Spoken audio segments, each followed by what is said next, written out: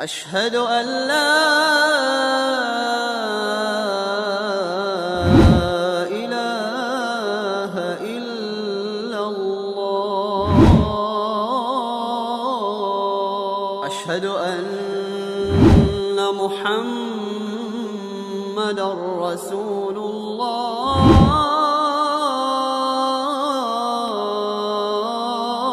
وما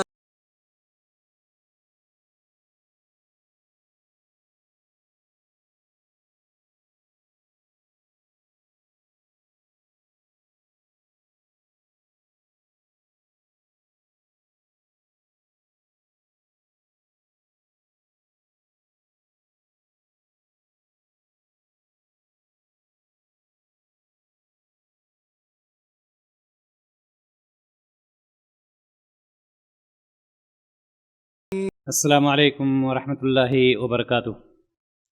الحمد للہ رب العالمین والصلاة والسلام علی اشرف الانبیاء والمرسلین نبینا محمد وعلی آلہ وصحبہ اجمعین، اما بعد۔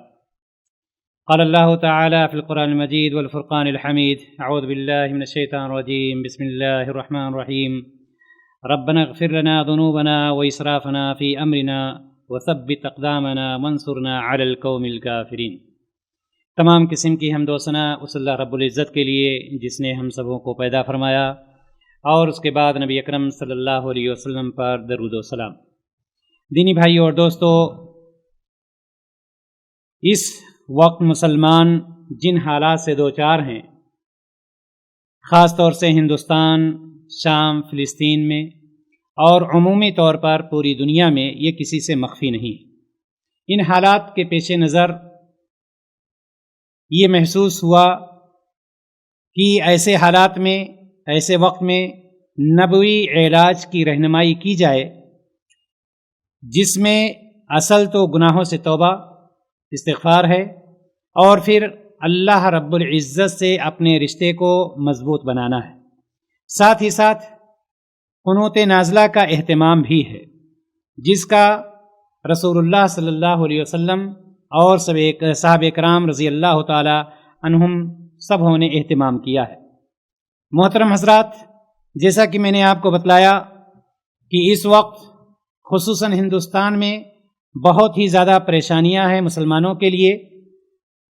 نبی کریم صلی اللہ علیہ وسلم نے اور صحابہ کرام رضی اللہ تعالی عنہم اجمعین نے ایسے وقت میں قنوت نازلہ کا اہتمام کیا ہے۔ قنوت کہتے ہیں دعا کو، اور نازلہ کہتے ہیں مصیبت کو۔ قنوت نازلہ کو کہا جاتا ہے، اور نازلہ جو ہے مصیبت کو کہتے ہیں۔ قنوت دعا اور نازلہ مصیبت، یعنی مصیبت و آزمائش کے وقت کی جانے والی دعا کو کیا کہتے ہیں؟ قنوت نازلہ کہتے ہیں۔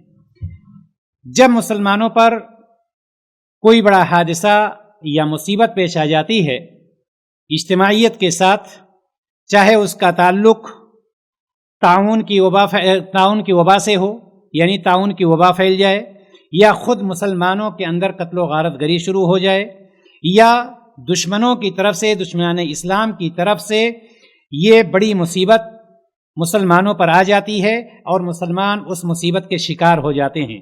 جیسے کہ اس وقت ہندوستان کے حالات ہم اور آپ سے مخفی نہیں ہیں۔ کہیں پر NRC ہے، کہیں پر CCA ہے، CAA ہے، NPR ہے۔ یہ ساری چیزیں کیا ہیں؟ یہ ساری چیزیں فتنہ ہیں۔ چاہے NRC لے لیجئے، CAA لے لیجئے، NPR لے لیجئے، یہ سب اسلام اور مسلمانوں کے خلاف سازش ہے۔ اسلام کو مٹانے کی ناکام کوشش کی جا رہی ہے۔ جیسے آپ پہلے آسام یا برما اور فلسطین وغیرہ کے بارے میں سنتے آ رہے ہیں، اسی طرح سے آج کل ہندوستان کے حالات بہت ہی زیادہ خراب دکھائی دے رہے ہیں، اور دشمنان اسلام کی یہ کوشش ہے کہ ہم اسلام اور مسلمانوں کو مٹا دیں، اسلام اور مسلمانوں کو ختم کر دیں۔ لیکن ہمارا اور آپ کا یہ ماننا ہے کہ نور خدا ہے کفر کی حرکت پہ خندزن، پھونکوں سے یہ چراغ بجھایا نہ جائے گا۔ اللہ تبارک و تعالیٰ نے ہمیں اور آپ کو جو راستہ اپنے پیارے رسول صلی اللہ علیہ وسلم کے ذریعے سے بتلایا ہے کہ ہم سب سے پہلے پکے مومن بنیں، ہم سب سے پہلے اللہ اور اس کے رسول صلی اللہ علیہ وسلم پر بھروسہ کرنے والے بنیں، اس پر ایمان لائیں، اس پر ہم مضبوطی سے قرآن و حدیث کو تھام لیں، تو دنیا کی کوئی طاقت نہ اسلام کو مٹا سکتی ہے نہ مسلمان کو مٹا سکتی ہے، چونکہ اللہ تبارک و تعالیٰ نے سورہ آل عمران کے اندر ارشاد فرمایا ہے وَلَا تَهِنُوا وَلَا تَحْزَنُوا وَأَنْتُمُ الْأَعْلَوْنَ إِن كُنتُم مُؤْمِنِينَ، کہ تم کمزور نہ بنو اور غم نہ کرو، اور اگر تم ایمان والے ہوگے تو تم ہی سب سے بلند ہوگے۔ معلوم یہ ہوا کہ ایسے حالات میں نبی اکرم صلی اللہ علیہ وسلم سے ایک خاص عمل کرنا ثابت ہے۔ جب مسلمانوں پر اجتماعیت کے ساتھ مصیبت اور پریشانی آتی ہے، کوئی حادثہ آتا ہے، تو ایسے حالات میں نبی اکرم صلی اللہ علیہ وسلم سے ایک خاص عمل کرنا ثابت ہے، جسے قنوت نازلہ کہتے ہیں۔ قنوت نازلہ کا بھی ہمیں اہتمام کرنا چاہیے۔ آئیے ہم آج کے اس مختصر سے وقت میں قنوت نازلہ کے بعض احکام اور مسائل آپ کی خدمت میں پیش کرتے ہیں، چونکہ آج ہمیں اس چیز پر عمل کرنے کی ضرورت ہے، جہاں پر ہم مختلف چیزیں اپنا رہے ہیں، مختلف تدابیر اپنا رہے ہیں، تاکہ ہم دشمنان اسلام سے نجات پا جائیں۔ وہیں پر ہمارے اور آپ کے لیے یہ ضروری ہے کہ یہ نبوی علاج اس کا بھی ہم، جس کو قنوت نازلہ کہتے ہیں، اس کا بھی ہمیں اور آپ کو اہتمام کرنا چاہیے۔ پہلی بات تو یہ ہے کہ قنوت نازلہ کب پڑھی جائے گی؟ آپ یاد رکھیں، قنوت نازلہ عام حالات میں نہیں پڑھی جائے گی، بلکہ جب کوئی اجتماعی مصیبت مسلمانوں پر نازل ہو، اس وقت یہ قنوت نازلہ پڑھی جاتی ہے۔ عام مصیبت، عام پریشانی مسلمانوں پر آ جا رہی ہے، دشمنوں کی طرف سے کوئی بہت بڑا حملہ ہو رہا ہے، دشمنوں کی طرف سے اسلام کو مٹانے کی کوشش کی جا رہی ہے، یا مسلمانوں کو ستانے کی کوشش کی جا رہی ہے، ایسی صورت میں قنوت نازلہ کا اہتمام کرنا چاہیے، چونکہ نبی کریم صلی اللہ علیہ وسلم نے قنوت نازلہ ایک وقتی سبب کی وجہ سے پڑھا ہے۔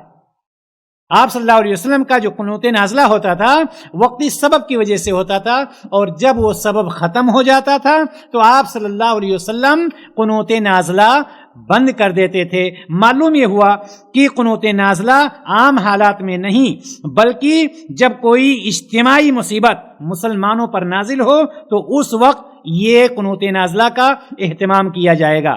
اب ہمیں دوسری بات یہ دیکھنا ہے کہ قنوت نازلہ کس نماز میں پڑھی جائے گی۔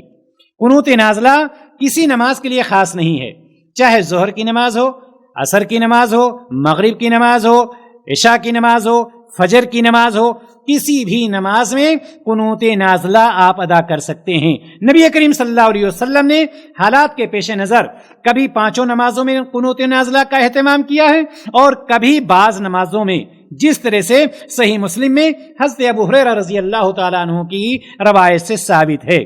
عبداللہ بن عباس رضی اللہ تعالیٰ عنہ سے مروی ہے، کہتے ہیں کہ رسول اللہ صلی اللہ علیہ وسلم متواتر مسلسل 1 ماہ ظہر، عصر، مغرب، عشاء اور فجر کی نماز میں جب آخری رکعت میں سمیع اللہ لمن حمدہ کہتے تو قنوت کرتے، اور کچھ قبیلوں کے اوپر بد دعا کرتے تھے، جیسے قبیلے رعل، زکوان، عصیہ، ان قبیلوں پر بد دعا کرتے تھے، اور پیچھے مقتدی آمین کہتے تھے۔ اس حدیث سے یہ پتہ چلتا ہے کہ کسی بھی نماز میں ہم قنوت نازلہ کا اہتمام کر سکتے ہیں۔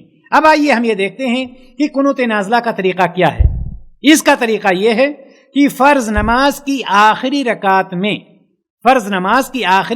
میں جب امام رکوع کے بعد سمیع اللہ لمن حمدہ کہہ کر کے کھڑا ہوگا، اس وقت بلند آواز سے امام قنوت نازلہ پڑھے، بلند آواز سے دعائے قنوت نازلہ پڑھے، اور اس کے ہر جملہ پر وہ سکوت کرے، خاموش ہو جائے، اور مقتدی پیچھے پیچھے بآواز بلند آمین کہیں گے۔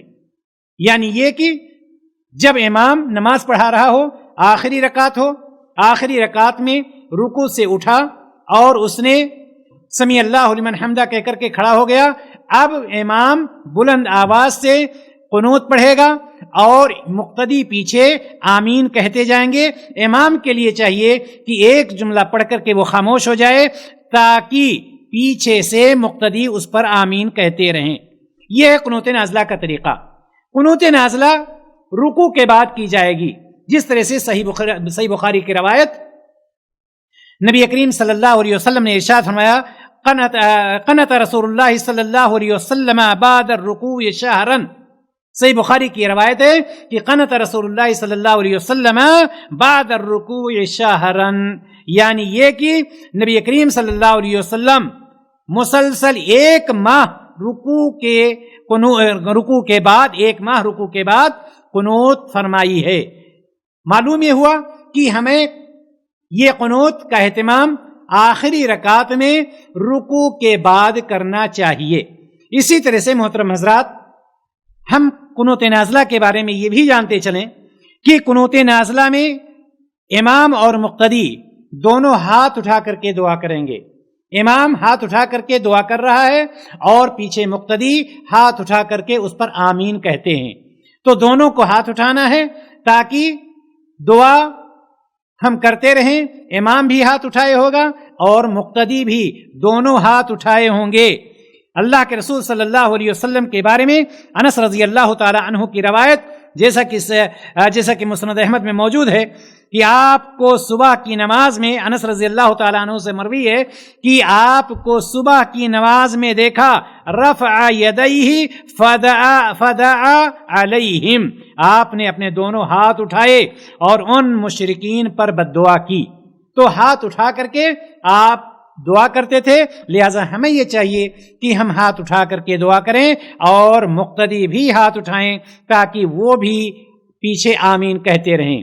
اسی طرح سے چھٹی بات اس میں یہ جاننی ہے کہ قنوت نازلہ میں دعا کے بعد چہرے پر ہاتھ نہ پھیرا جائے۔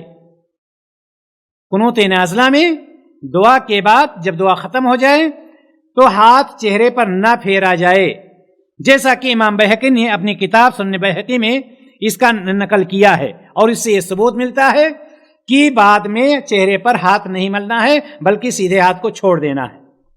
اگلی بات قنوت نازلہ کے تعلق سے یہ ہے کہ قنوت نازلہ بلند آواز سے کی جائے گی یا آہستہ آواز سے۔ یہاں پر ایک شبہ پیدا ہو سکتا ہے، جیسے یہ بتلایا گیا کہ پانچوں نمازوں میں سے کسی بھی نماز میں قنوت نازلہ کا اہتمام کر سکتے ہیں۔ ممکن ہے ایک شخص یہ سمجھ رہا ہو کہ ظہر کی نماز میں چونکہ سری نماز ہے ظہر اور عصر کی، تو ہم بلند آواز سے نہیں کریں گے، لیکن ایسا نہیں ہے۔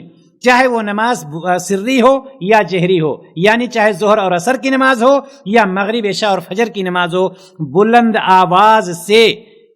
آواز سے قنوت کا اہتمام کیا جائے گا، قنوت نازلہ کا اہتمام کیا جائے گا۔ اسی طرح سے حدیث سے ہمیں یہ بھی پتہ چلتا ہے کہ قنوت نازلہ میں مقتدی بھی آمین کہیں گے، مقتدی آمین کہیں گے، جیسا کہ ابو داؤد کی صحیح روایت سے ثابت ہے کہ آپ صلی اللہ علیہ وسلم قنوت فرماتے تو مقتدی آمین کہتے تھے۔ معلوم یہ ہوا کہ مقتدی امام ایک جملہ پڑھ کر کے سکوت کرے گا، یعنی خاموش ہوگا، اور مقتدی پیچھے آمین کہتے جائیں گے، اور اس طرح سے قنوت کا اہتمام ہوگا۔ اب یہاں پر ایک سوال یہ پیدا ہوتا ہے، کیا قنوت نازلہ کے لیے کوئی مخصوص دعا ہے؟ کیا قنوت نازلہ کے لیے کوئی مخصوص دعا ہے؟ سوال یہ پیدا ہوتا ہے کہ قنوت نازلہ کا مقصد ہے کیا؟ قنوت نازلہ کا مقصد ہے کیا؟ قنوت نازلہ کا مقصد مظلوم و پریشان مسلمانوں کی نصرت و کامیابی اور دشمنوں کی تباہی و بربادی کے لیے دعا کی جائے، یہ ہے اس کا مقصد۔ اب یہاں پر وہ پریشانی، وہ ظلم جو مسلمانوں پر کیا جا رہا ہے کسی بھی طرح کا ہو سکتا ہے، تو جس طرح سے ظلم کیا جا رہا ہے، جس طرح سے مسلمانوں پر پریشانی آ رہی ہے، اس کے حساب سے دعا کی جائے گی۔ وہ دعا عربی زبان میں کی جا سکتی ہے، عربی زبان میں جو بھی دعا ہے حالات حاضرہ کے حساب سے وہ دعا کی جائے گی۔ معلوم یہ ہوا کہ قنوت نازلہ کا جو مقصد ہے وہ مقصد یہ ہے کہ مظلوم اور پریشان مسلمانوں کے لیے کامیابی اور نصرت کی دعا کی جائے، اور کافروں کے لیے یا دشمنوں کے لیے تباہی اور بربادی کے لیے کیا جائے۔ لہٰذا اس سے یہ پتہ چلا کہ قنوت نازلہ کے لیے کوئی دعا مخصوص نہیں ہے، قنوت نازلہ کے لیے کوئی دعا مخصوص نہیں ہے۔ ہاں، بعض لوگ یہ کہتے ہیں کہ قنوت نازلہ میں جب تک دعائے قنوت نہ پڑھی جائے، جو مشہور دعا ہے اللہم اہدنی فیمن ہدیت اور جب جماعت کے ساتھ پڑھتے ہیں تو اللہم اہدنا فیمن ہدیت، تو یہ دعا جب تک ہم نہیں پڑھیں گے دعائے قنوت نازلہ کا اہتمام نہیں ہوگا۔ ایسا کچھ نہیں ہے، ایسا کچھ نہیں ہے۔ صحیح بات یہ ہے کہ ان الفاظ کا یعنی دعائے قنوت جو ہے اگر پڑھ لیتے ہیں تو مستحب ہے، یہ شرط نہیں ہے، یہ مستحب ہے، یہ شرط نہیں ہے۔ اگر کوئی نہیں پڑھتا ہے اس کو تو اس کے دعا پہ یا قنوت پہ کوئی اثر نہیں پڑتا، جس طرح سے اس کی پوری تفصیل امام نووی نے شرح مسلم میں بیان فرمائی ہے۔ لہذا معلوم یہ ہوا کہ دعائے قنوت کے لیے کوئی دعا، قنوت نازلہ کے لیے کوئی دعا خاص نہیں ہے۔ اگر ہم اللہم اہدنی فیمن ہدیت پڑھ لیتے ہیں تو یہ مستحب ہے، یہ شرط نہیں ہے۔ لیکن آئیے ہم وہ دعا جو عام طور پر پڑھی جاتی ہے حرمین وغیرہ میں بھی، ہم یہ جاننے کی کوشش کرتے ہیں کہ آخر اس کا ترجمہ ہے کیا چیز ہے، کیا ہم اللہ تبارک و تعالیٰ سے مانگتے ہیں یا ہم کیا اللہ تبارک و تعالیٰ سے کہہ رہے ہوتے ہیں۔ ہم یہ دعا عام طور پر قنوت نازلہ میں پڑھتے ہیں اور عام طور پر یہ دعا پڑھی جاتی ہے۔ اس کے علاوہ بھی بہت ساری دعائیں ہیں، جیسا کہ میں نے بتلایا کہ کوئی دعا خاص نہیں ہے، کوئی بھی دعا پڑھ سکتے ہیں۔ اللہم اغفر لنا وللمؤمنین والمؤمنات والمسلمین والمسلمات، اے اللہ ہمیں بھی اور تمام مومن مردوں، مومنہ عورتوں، مسلمان مردوں اور مسلمان عورتوں کو بخش دے۔ یہ بندہ ابھی مسلمان کے لیے دعا کر رہا ہے، اپنے لیے دعا کر رہا ہے۔ اللہم اغفر لنا وللمؤمنین والمؤمنات والمسلمین والمسلمات، اے اللہ ہمیں بھی اور تمام مومن مرد اور عورتیں، مسلمان مرد اور عورتیں، اے اللہ ہم سب کو بخش دے۔ وَأَلِّفْ بَيْنَ قُلُوبِهِمْ، ان کے دلوں میں باہمی محبت ڈال دے۔ وَأَلِّفْ بَيْنَ قُلُوبِهِمْ وَأَصْلِحْ ذَاتَ بَيْنِهِمْ، اور ان کے درمیان اصلاح فرما دے۔ وانصرہم علی عدوک وعدوہم، اپنے اور ان کے دشمنوں پر ان کی مدد فرما۔ یہ بندہ ابھی جو دعا کر رہا تھا اپنے حق میں یہ دعا کر رہا تھا، لیکن اب بد دعا کرنے جا رہا ہے، جو نبی کریم صلی اللہ علیہ وسلم سے یہ دعا ثابت ہے۔ اللہم لعن کفرۃ اہل الکتاب الذین یصدون عن سبیلک، اے اللہ ان کافروں پر لعنت فرما جو تیرے راستے سے روکتے ہیں۔ اللہ تبارک و تعالیٰ سے اب یہ بندہ بد دعا کر رہا ہے۔ اللہم لعن کفرۃ اہل الکتاب الذین یصدون عن سبیلک، اے اللہ ان کافروں پر لعنت فرما جو تیرے راستے سے روکتے ہیں۔ ویکذبون رسلک، اور تیرے رسولوں کو جھٹلاتے ہیں۔ ویقاتلون اولیاءک، اے اللہ تو ان پر لعنت فرما جو تیرے دوستوں سے قتال کرتے ہیں، جو تیرے بندوں سے لڑتے ہیں، جھگڑتے ہیں، جو تیرے بندوں سے، تیرے دوستوں سے قتال کرتے ہیں۔ اللہم خالف بین کلمتہم، الہی ان کے درمیان اختلاف ڈال دے، ان کے درمیان اختلاف پیدا کر دے۔ وزلزل اقدامہم، ان کے قدموں کو ڈگمگا دے۔ وانزل بہم بأسک الذی لا تردہ عن القوم المجرمین، اور ان پر اپنا وہ عذاب نازل فرما کہ جسے تو مجرم قوم سے واپس نہیں لوٹاتا۔ ایک بندہ جب ہاتھ اٹھاتا ہے دعا کرتا ہے تو شروع میں اپنے لیے دعا کر رہا ہوتا ہے اور بعد میں کافروں کے لیے، دشمنوں کے لیے، دشمنان اسلام کے لیے بد دعا کرتا ہے۔ دینی بھائی اور دوستو، اللہ تبارک و تعالیٰ نے ہمارے اور آپ کے لیے اپنے پیارے رسول جناب محمد رسول اللہ صلی اللہ علیہ وسلم کے ذریعے سے یہ عمل بتلایا ہے کہ ہمیں اور آپ کو ایسے وقت میں خاص طور سے موجودہ وقت ہم اور آپ یہ دیکھ رہے ہیں کہ ہندوستان میں ساری طاقتیں اسلام کو مٹانے میں لگی ہوئی ہیں، جو کہ بہت ہی زیادہ طاقتور ہیں۔ اس لیے ہم جہاں پر دشمنان اسلام سے نمٹنے کے لیے، ان پر ہم غالب ہونے کے لیے مختلف تدابیر اختیار کر رہے ہیں، مختلف راستے اپنا رہے ہیں، وہیں پر ہمیں قنوت نازلہ جیسے مجرب اور بے آواز ہتھیار سے بھی کام لینا چاہیے، چونکہ یہ ایسا مجرب نسخہ ہے، بے آواز ہتھیار ہے کہ جسے ہم یہ یاد رکھیں کہ یہ وہ ہتھیار ہے جس کا وار کبھی خطا نہیں گیا۔ اللہ کے رسول جناب محمد رسول اللہ صلی اللہ علیہ وسلم نے اس کا اہتمام کیا ہے، لہذا ہمیں اور آپ کو چاہیے کہ ہم اپنی مسجدوں میں اس کا اہتمام کریں اور زیادہ سے زیادہ اہتمام کریں اس وقت تک جب تک یہ کافر اپنی حرکتوں سے باز نہیں آ جاتے ہیں جب تک مسلمانوں کو پریشانی سے نجات نہیں مل جاتی ہے۔